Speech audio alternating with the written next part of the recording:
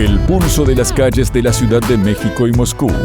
¿Qué se respira en la nación latinoamericana y el país euroasiático? Insurgente Sitverskaya. Una producción conjunta del portal Sin Línea y Radio Sputnik.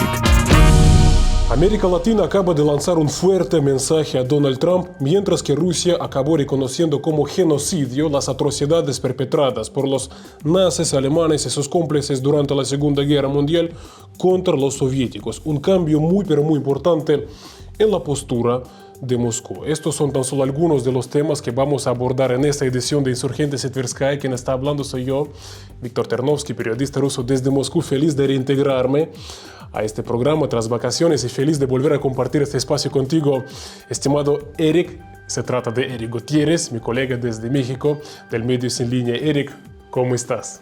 Bien, muchas gracias. Bienvenido de regreso, mi querido Víctor. Espero que hayas tenido unas vacaciones muy satisfactorias y que hayas descansado.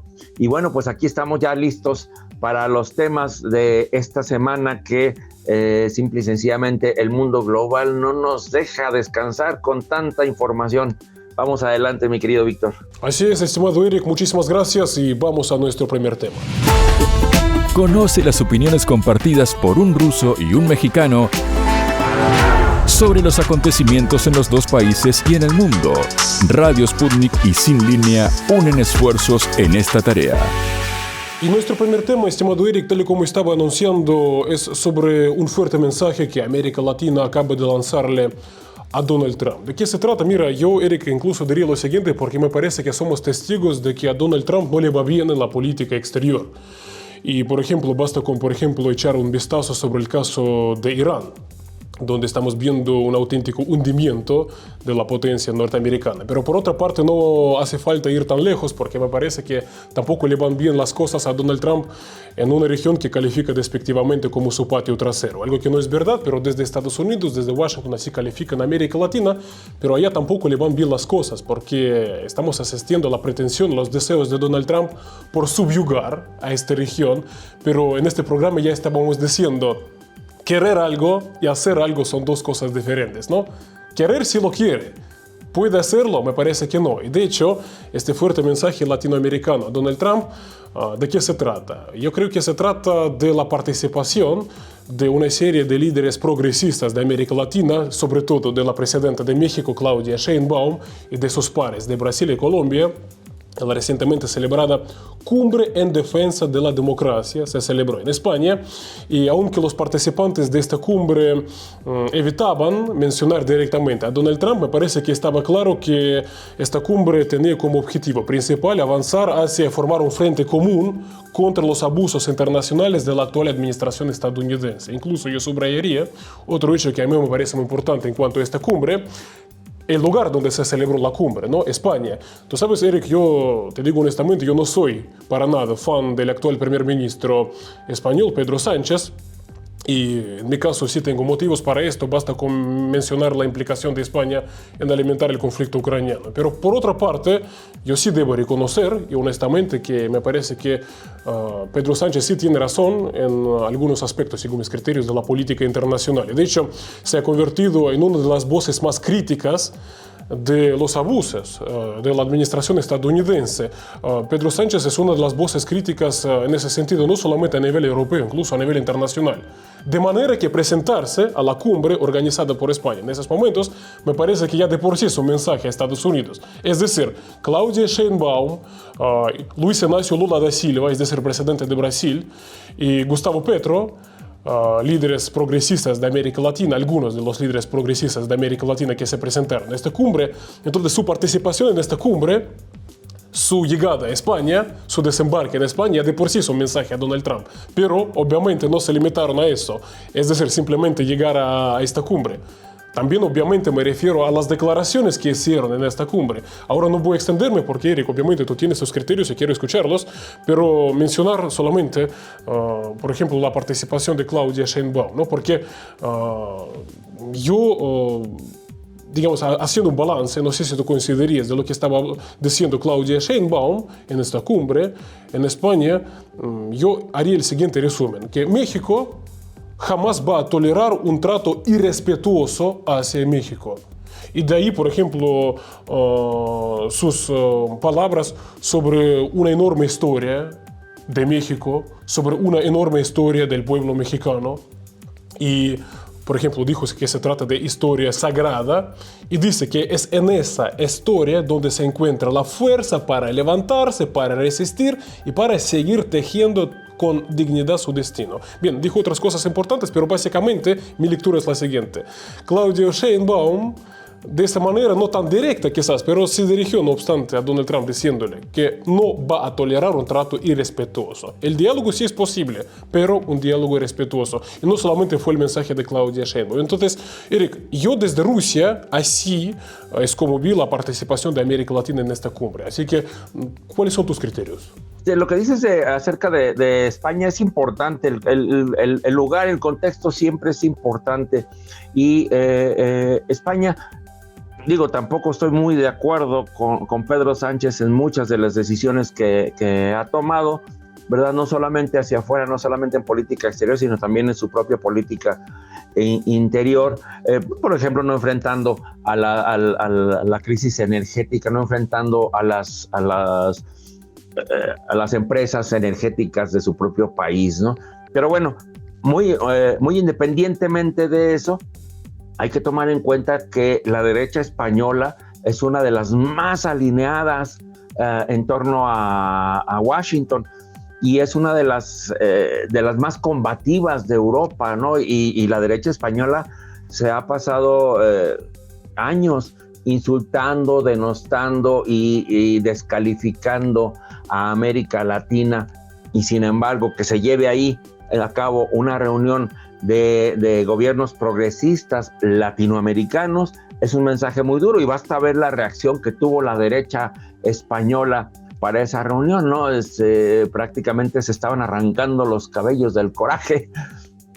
Pero además los mensajes sobre todo de Petro, Lula da Silva y la presidenta Claudia Sheinbaum, todos convergieron en el mismo lugar: el respeto a la soberanía, la no intervención de los pueblos, lo cual es un mensaje muy duro, porque sobre todo en el contexto de que ahora Washington, Donald Trump convocó a su famoso escudo de las Américas, donde varios gobiernos, el de Argentina, Ecuador, Salvador, se alinearon y se subyugaron de plano a la injerencia estadounidense. Estamos viendo en Ecuador que ya están inclusive haciendo operativos conjuntos con Estados Unidos, causando incluso una ruptura con Colombia. Entonces esta es una respuesta clara y contundente a ese escudo de las Américas, diciendo los países los más grandes, los más fuertes de Latinoamérica, diciéndole a Estados Unidos: no nos vamos a alinear contigo, no nos vamos a subyugar a ti, al grado de que mandaron los tres un mensaje de apoyo a Cuba, ¿no? Ahora que Donald Trump ya dijo que después de Irán sigue Cuba, nuestros países latinoamericanos están diciéndole no a la intervención, no a la injerencia, y un mensaje de apoyo a Cuba. Yo creo que todo esto en conjunto representa un mensaje fuerte, duro, de respuesta clara y contundente a la política intervencionista de Donald Trump, que bueno, ha querido revivir aquella doctrina Monroe que ahora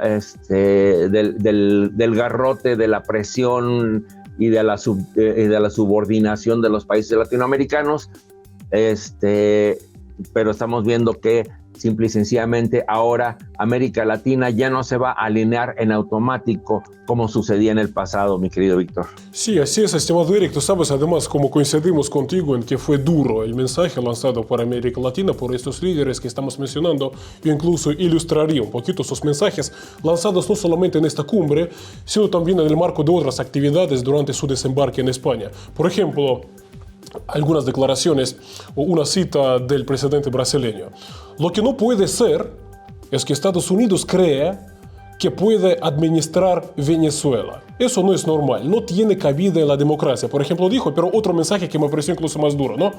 Ningún presidente de ningún país del mundo, por mayor que sea, tiene derecho de imponer reglas a otros países. Ninguno. Dijo.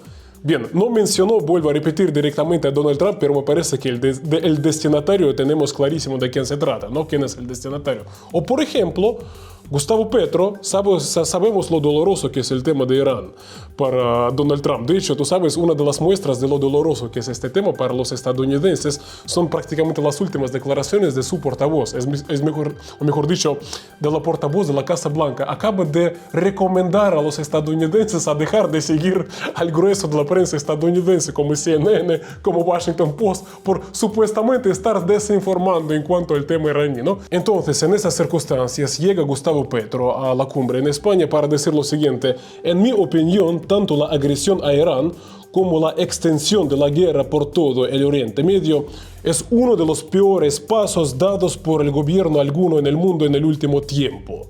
Entonces, me parece que son mensajes más que fuertes. Y, Eric, por último, también quiero escuchar tus criterios, y tú de hecho mencionaste el tema. El tema es muy importante, además tiene que ver directamente con el fracaso estadounidense en su agresión contra la República Islámica de Irán, lo de Cuba. Porque sí, Donald Trump anunció que va por Cuba, que Cuba no desaparece de su agenda.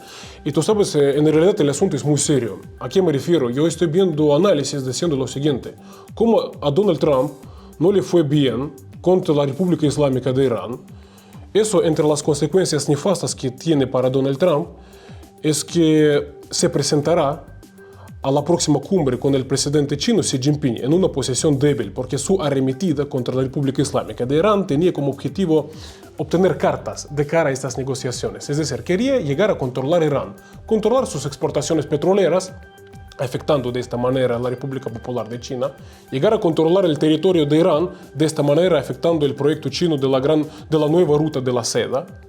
Es decir, Irán una pieza fundamental en ese proyecto logístico y comercial por parte de China, pero además Donald Trump tuvo que utilizar tantos proyectiles contra Irán que ahora mismo Estados Unidos, para, digamos, recuperar estas existencias agotadas por su agresión contra Irán, necesita como nunca metales y minerales de tierras raras, que también los controla China. Es decir, en esas circunstancias presentarse a esta cumbre para Donald Trump sería presentarse en una posición muy pero muy débil, incluso más débil que antes de esta agresión. ¿Y por qué acá estoy mencionando el tema de Cuba?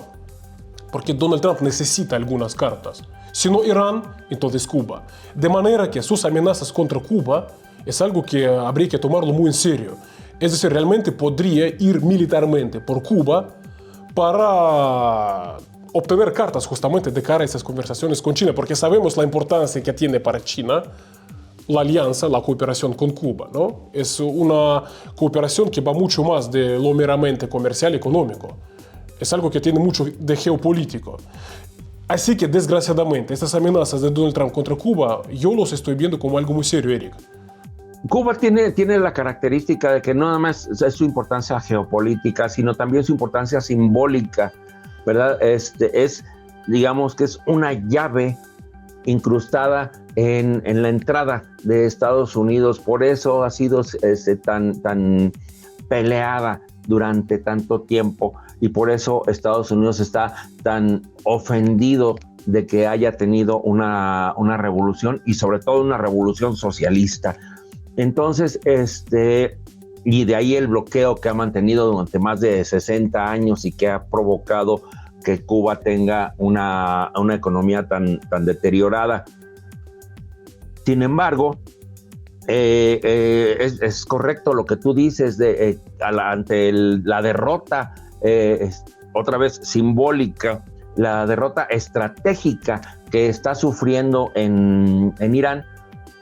Él necesita una victoria, y no solamente ante China, sino también necesita una victoria ante su propia gente, porque recordemos que se le vienen ya encima las elecciones intermedias, y está llegando a esas elecciones intermedias con una derrota franca, obvia, evidente en Medio Oriente, necesita presentarles algún tipo de victoria. Ahora, ¿cuál es el problema aquí? Cuba ha resistido durante 60 años el bloqueo. Que Estados Unidos tiene el poderío militar aún hoy para invadir la isla y apoderarse de ella, sí lo tiene. El problema no es que pueda hacerlo. El problema que tiene Estados Unidos es que si es que la puede sostener esa invasión, porque el pueblo cubano es muy resiliente, muy resistente, y es capaz de mantener esa resistencia durante muchísimo tiempo. Entonces se puede enfrentar a un pantano como el que se enfrentó en Vietnam, por ejemplo, ¿verdad? O el que se enfrentó en Afganistán, o ¿verdad?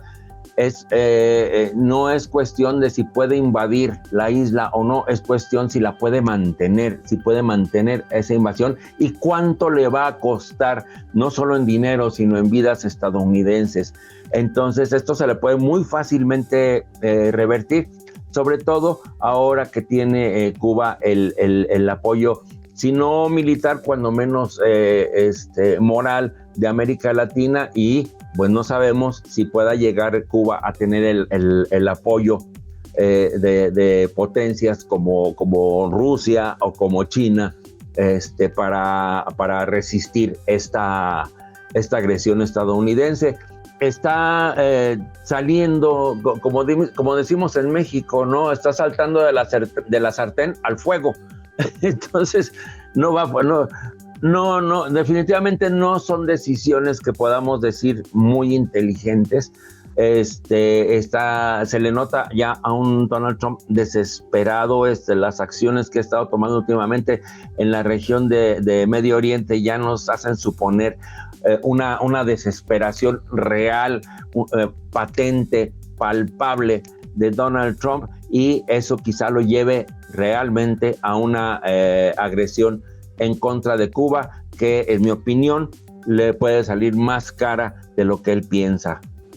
Sí, Eric, tú sabes, yo coincido totalmente contigo en cuanto a lo de Cuba. Además, que Cuba ya ha demostrado en su momento haber derrotado a los invasores preparados por Estados Unidos. Porque, tú sabes, justamente acabamos de conmemorar el 65 aniversario de la victoria cubana de Playa Girón, cuando los cubanos demostraron que sí pueden contra Estados Unidos. Mira, ojalá no tendrían que volver a demostrarlo. Es decir, yo no quiero que ocurra esto, pero me parece que coincidimos contigo en que el riesgo en cuanto a una hipotética agresión militar estadounidense contra Cuba, desgraciadamente, es real. Y sí, Irán tiene que ver directamente con este tema.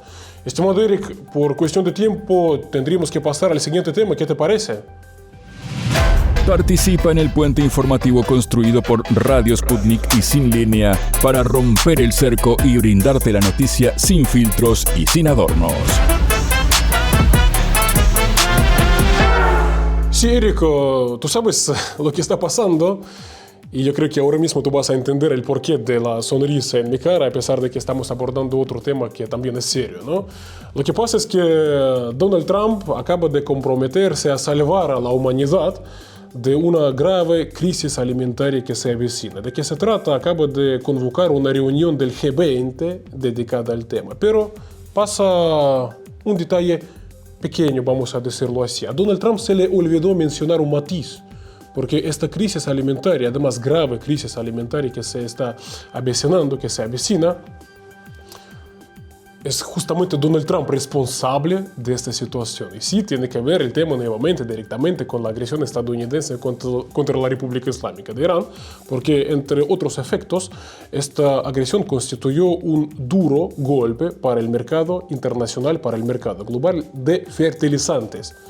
Y fertilizantes, por su parte, es seguridad alimentaria. Para que se entienda para qué son necesarios fertilizantes, entre otras cosas, son necesarios para el rendimiento de los cultivos.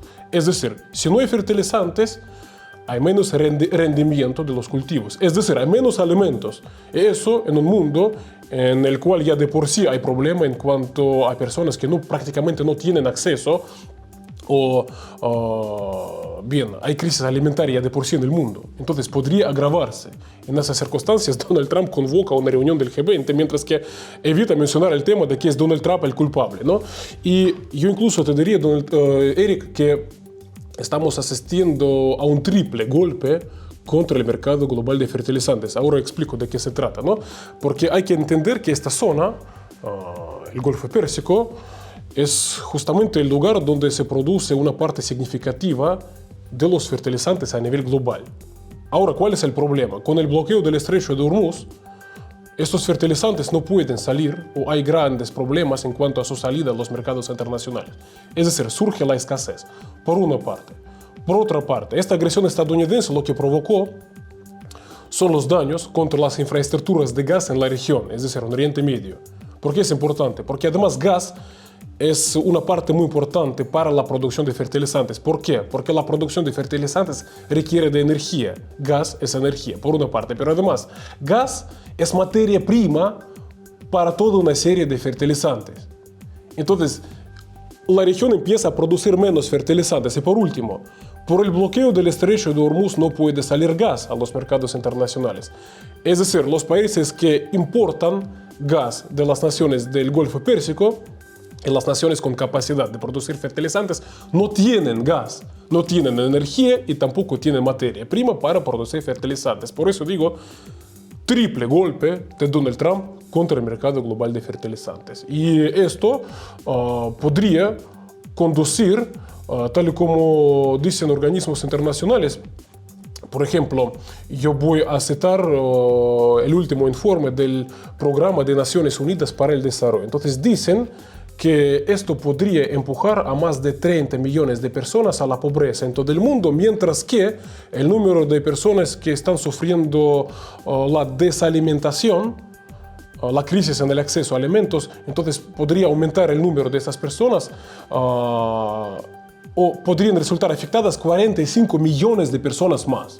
¿A quién agradecerle? Sí, nuevamente a Donald Trump, quien, en vez de trabajar justamente en desbloquear el estrecho de Hormuz, de arreglar la situación con Irán, convoco unas cumbres que según mis criterios absolutamente no pintan nada. En estas circunstancias, cuando además se requiere una solución urgente. Y no sentarse a negociar la próxima semana, a ver qué se diga en ese encuentro. Pero bien, Eric, la situación es esta, tú sabes, muy grave, que no tiene nada de ridículo, pero por otra parte lo de gracioso desgraciadamente también lo tiene, por cómo Donald Trump enfoca este problema. Mira, esta es una actitud muy clásica, no solamente de Donald Trump, sino de Estados Unidos, de los gobernantes estadounidenses. Es una actitud muy, muy clásica, inclusive la vemos reflejada en muchos aspectos de su sociedad, que es crear los problemas y culpar a otros, ¿verdad? Y querer que otros los solucionen. En este caso específico, pues fue directamente Donald Trump, fueron las decisiones de Donald Trump quienes están creando las condiciones para esta baja en la disponibilidad de alimentos. Tú ya lo explicaste perfectamente, que sin gas simple y sencillamente no hay fertilizantes, no solamente saliendo de Oriente Medio, sino no hay todos los países que dependen del gas de Medio Oriente para fabricar sus fertilizantes tampoco tienen ese acceso. Entonces es un problema creado directamente por Donald Trump, por Estados Unidos, quien ahora quiere que los demás países, quiere que el G20 sea el que pague los platos rotos de sus malas decisiones. Yo creo que muy mal harían los países del G20 en apoyar esta iniciativa de Donald Trump, en absorber esos costos. Yo creo que yo lo comparo también como cuando Donald Trump pidió el apoyo de la OTAN para liberar el estrecho de Hormuz, para abrir el estrecho de Hormuz, ¿verdad? ¿Por qué iban a apoyarlo? Sí, él fue el que causó el desastre. Es como, no sé, una persona que le prende fuego a un edificio y luego se enoja con los demás porque no llevan cubetas para apagarlo, ¿no? Entonces, desafortunadamente es un mindset, una forma de pensar estadounidense muy clásica, el crear problemas y luego querer que otros los solucionen. Pues esperemos que el G20 reaccione ante esto y reaccione como reaccionó la OTAN en su momento, como ha reaccionado la ONU en su momento, todos negándole la ayuda y dejarlo que él sea el que solucione este desorden que él mismo provocó. Sí, estimado Eric, tú sabes, en cuanto a las reacciones, me parece que entre las reacciones importantes, yo quiero resaltar la reacción de Rusia, porque Rusia en esas circunstancias se mostró dispuesta justamente a ayudar a las naciones que necesitan fertilizantes en esas circunstancias, porque, para que se entienda, Rusia es uno de los mayores fabricantes mundiales de fertilizantes. Además, Rusia tiene una ventaja de no depender justamente de las importaciones de hidrocarburos. Tiene sus hidrocarburos, además, obviamente en el mercado interno, es decir, para las plantas nacionales, los precios de gas son precios diferentes que la oferta rusa para los mercados internacionales. Así que Rusia primero tiene una enorme capacidad productiva de fertilizantes, además a precios competitivos, y además Rusia justamente en esas circunstancias dice estar dispuesta a paliar los efectos de esta nueva crisis provocada por Donald Trump, y en particular Rusia se dirigió a Latinoamérica diciendo que también está lista para ayudar a Latinoamérica.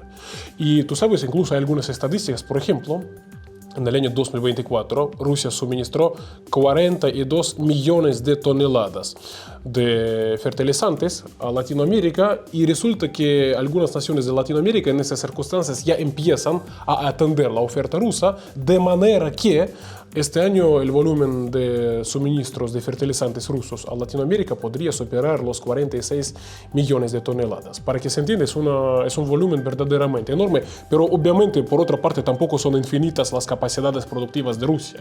Es decir, la voluntad sí la hay, pero abastecer a todo el mundo, obviamente Rusia por sí solo no puede, ¿no? Pero en cualquier caso, aquí nuevamente decirle gracias a Donald Trump. Y tú sabes, Eric, un detalle más. Vuelvo a decir, yo no quiero ironizar con ese tema, pero desgraciadamente sí tiene algo de gracioso, ¿no? Donald Trump provocando las situaciones y diciendo, y luego pidiendo a los demás arreglar la situación. Algo típico, yo coincido contigo, muy pero muy típico para Estados Unidos. Pero otra cosa, no solamente afecta a Asia, a Latinoamérica, a Europa esta situación, afecta a los propios agricultores estadounidenses. Bien, ¿cuáles son las estadísticas? Resulta que Estados Unidos importa más de 1/4 parte de todos los fertilizantes que se utilizan en la agricultura.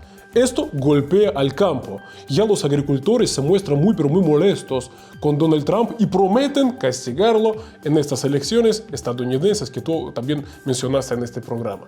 De manera que, mira, el tema es serio, pero me parece que esos puntos graciosos también los tiene. Hay una ironía muy marcada en ese punto, porque hay otra cosa, fíjate, que mucha gente no está tomando en cuenta.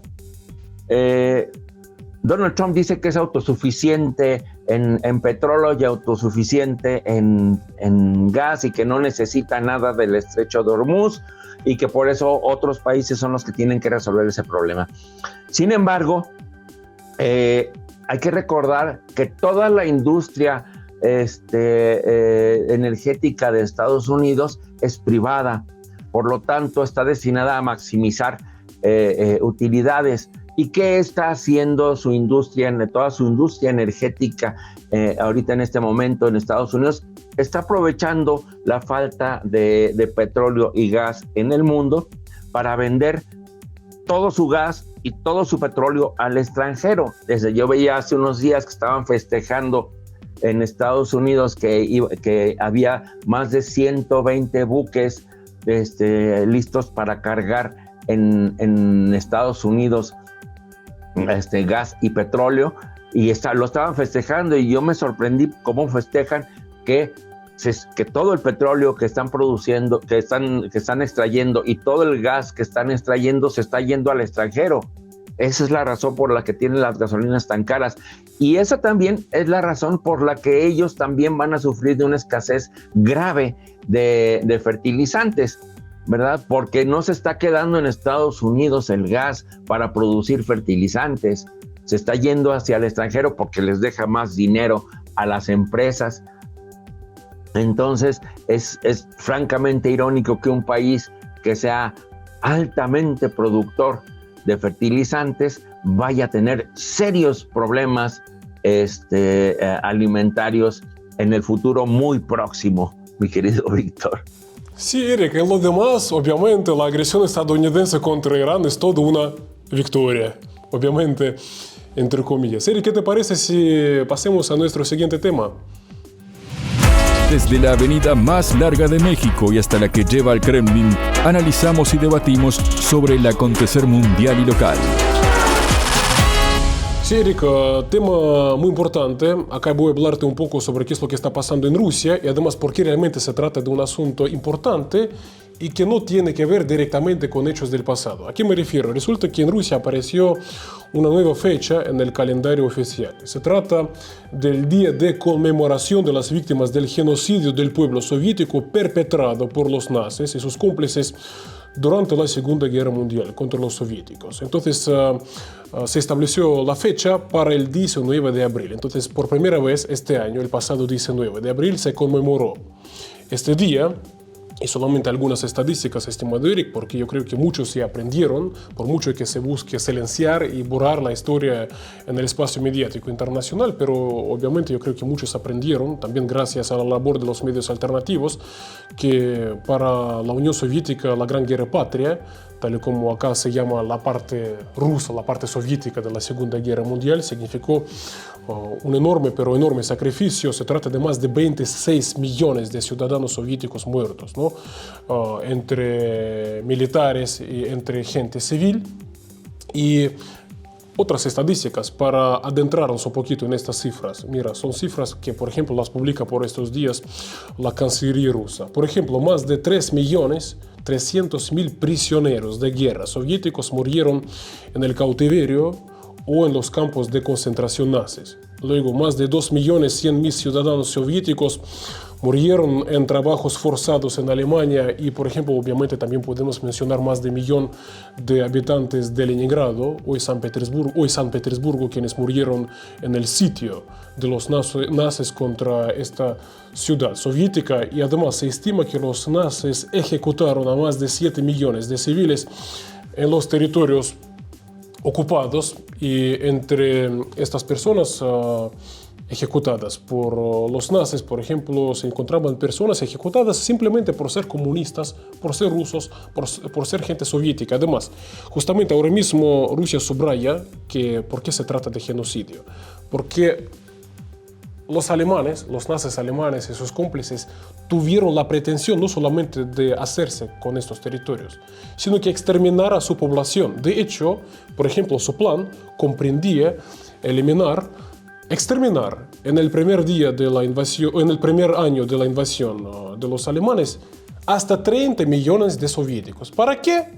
Para liberar este espacio para la raza superior, tal y como se consideraban en aquel entonces, ¿no? Resulta que la Unión Soviética en su momento decidió no reconocerlo como genocidio, por varias razones. Básicamente por un gesto generoso y básicamente por querer normalizar, por querer dejar atrás la guerra, por querer normalizar las relaciones, en realidad, entre la Unión Soviética, entre Europa, para que esto sea beneficioso para todas las partes, en lo económico y lo demás. Pero resulta que la contraparte no supo valorar este gesto generoso por parte de la Unión Soviética. Y ahora Rusia acaba reconociendo como genocidio lo que perpetraron en su momento. Además, ¿por qué es importante? Porque el genocidio no prescribe. Y tal y como explican juristas, este paso por parte de Rusia, además, abre camino en particular a exigir indemnizaciones, compensaciones, entre otras responsabilidades, a aquellos quienes trataron de exterminar a nuestro pueblo durante la Segunda Guerra Mundial. Y Eric, yo te diría que además que no se trata de algo que tiene que ver con hechos históricos, en realidad se trata de un cambio muy importante en la postura de Moscú en cuanto a lo cometido por Europa en su momento. Yo acabo de explicarte qué consecuencias puede tener a futuro en particular. Obviamente, además, estamos viendo un mensaje por parte de Rusia de que toma muy en serio lo que está pasando ahora mismo en Europa. Y lo que está pasando, Rusia lo está denunciando, el resurgimiento del nazismo. Y las manifestaciones de esto hay muchas. Mira, por ejemplo, podemos mencionar una auténtica ofensiva contra incluso monumentos a los soldados soviéticos. Una pregunta retórica: ¿por qué están derribando, por qué están borrando monumentos a los soldados soviéticos?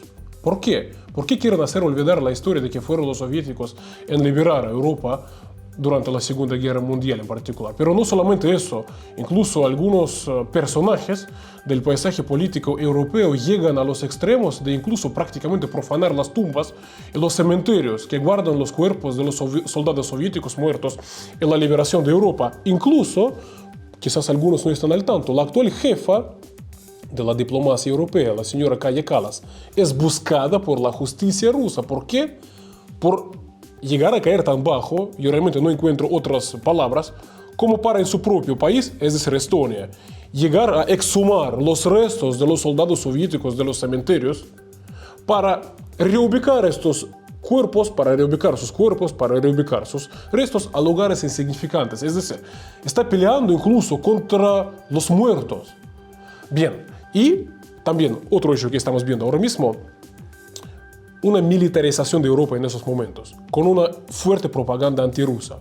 Bien, para resumir, desde Rusia se está diciendo abiertamente: estamos viendo los preparativos de Europa para volver a agredir a nosotros. Y Rusia se está preparando. Por ahora demuestra que está lista para actuar en el campo legal. Y si es necesario, va a actuar en el campo militar. Volverá a actuar en el campo militar. Entonces, Eric, procesos muy importantes están pasando acá. Ese día que lo inauguraron, que lo crearon acá en Rusia, es algo que va mucho más allá de cosas históricas. Es algo que tiene que ver mucho con el presente y con el futuro incluso. Estamos viendo un fuerte avance de la ultraderecha, sobre todo en Europa. Estamos viendo cómo la ultraderecha alemana, un partido pues abiertamente neonazi, está tomando mucha fuerza en Alemania. En las elecciones más recientes inclusive estuvieron cerca de ganar escaños en su equivalente al Congreso. En Alemania lo mismo está sucediendo en otros países de Europa. Hay un avance de la ultraderecha, y si eso lo conectamos con el franco y abierto fascismo que está demostrando Israel, podemos ver que se está configurando un escenario en donde estamos en riesgo real de una nueva escalada como la que sufrió el mundo en 1939. Esta decisión de Rusia de llamar genocidio abiertamente a lo sucedido en contra del pueblo ruso por parte del nazismo alemán, en mi opinión, rompe dos mitos clave en todo lo que está sucediendo y lo que llevó al punto en que estamos ahora. El primer mito que derrumba es el victimismo israelí, ¿verdad? Ellos han explotado durante más de 60 años su victimismo, diciéndole al mundo que ellos fueron los únicos que sufrieron el nazismo en carne propia. Y no solamente fueron ellos, fue Rusia también en igual o mayor proporción. Le están diciendo al mundo: no cabe el victimismo israelí. Si Rusia lo pudo absorber, si lo pudo aguantar, si lo pudo resistir durante más de 60 años, ¿qué derecho tiene Israel a no hacer lo mismo? Ese es el primer mito que yo creo que se cae. Y el segundo mito es el de que Estados Unidos liberó a Europa del nazismo, que Estados Unidos ganó la guerra contra el nazismo, un Estados Unidos que llegó tarde y que llegó pues prácticamente nada más a barrer lo que ya había hecho Estados Unidos, y es algo que últimamente está en un fuerte debate, cuando en mi opinión fue realmente Rusia quien llegó primero a Berlín, quien liberó los campos de concentración. En mi opinión fue Rusia quien liberó a Europa del nazismo, ¿verdad? Y no Estados Unidos, que llegó tarde y mal a la Segunda Guerra Mundial. Entonces, derribados esos dos mitos, nos obliga al mundo a revisar qué fue lo que sucedió, porque necesitamos revisarlo hoy nuevamente, porque nos estamos arriesgando a llegar al mismo punto donde nos encontrábamos a finales de los años 30 del siglo pasado, mi querido Víctor. Eric, yo coincido totalmente, y solamente volver a constatar que fueron millones los soviéticos masacrados por los alemanes, exterminados por ser gente rusa. Así que el pueblo soviético, el pueblo ruso también fue víctima del genocidio. Es una absoluta verdad. Otra cosa que por alguna razón extraña, por ejemplo, los propios alemanes, o mejor dicho, el gobierno alemán resiste a reconocerlo. Y tú sabes, Eric, yo justamente quiero decirte, tenemos que terminar este programa, que al haber sido víctima del genocidio, el pueblo ruso sí tiene el derecho a reaccionar a las tendencias que considera como preocupantes en Europa, al haber tenido esa experiencia histórica. Cuando estamos viendo cómo esas políticas rusófobas, sí tenemos derecho a reaccionar, porque sabemos a lo que condujeron en su momento. Cuando estamos viendo a una Europa que se está militarizando, sí tenemos el derecho a reaccionar, porque ya sufrimos una agresión en su momento. Así que ese derecho sí lo tenemos. ¿Por qué? Más de 26 millones de soviéticos muertos en la agresión de Europa en nuestra contra en su momento. Entonces, y sí, Rusia está lista para eso. Yo, Eric, para terminar te diría lo siguiente, porque se pronunció esta semana el vicepresidente del Consejo de Seguridad ruso, Dmitry Medvedev, reaccionando a la militarización de Europa. Y dijo lo siguiente, dijo que Europa debería pensar en lo siguiente: si volverá o si vuelve a agredir a Rusia, según Dmitry Medvedev, debe entender Europa que todo apunta a que no contaría con el apoyo estadounidense, por muchas razones. Por el hundimiento de Estados Unidos en Irán, por problemas que tiene Donald Trump allá dentro de Estados Unidos, obviamente por unos Estados Unidos que no quiere tener nada que ver con una respuesta militar rusa. Y sabemos del arsenal que tiene Rusia. De manera que esta semana desde Rusia invitaron a pensar a Europa 2 veces antes de volver a adoptar el mismo camino que tú has mencionado, el del siglo pasado. Estimado Eric, a ti como siempre te agradezco muchísimo tu compañía y vuelvo a repetir, felizmente es un programa semanal, de manera que la semana que viene seguramente vamos a tener más temas para abordar y aquí volveremos a estar presentes. Claro que sí, mi querido Víctor, como siempre decimos, este mundo no nos deja descansar. Para la próxima semana, bueno, pues ya tendremos una serie de temas que habrá que analizar. Ya sabremos si continuó, por ejemplo, si hubo una extensión del cese al fuego en Irán. Ya sabremos cuál fue la reacción finalmente de Irán, cuál fue la reacción de Estados Unidos. Y en fin, vamos a tener mucha información para la semana que entra y bueno, aquí los esperamos. Ojalá nos acompañen en una próxima edición. Por hoy, muchas gracias por una excelente conversación, mi querido Víctor, y otra vez, bienvenido de regreso. Muchísimas gracias, Eric. Un gran abrazo. Hasta luego. El pulso de las calles de la Ciudad de México y Moscú. ¿Qué se respira en la nación latinoamericana y el país euroasiático? Insurgentes y Tverskaya. Una producción conjunta del portal Sin Línea y Radio Sputnik.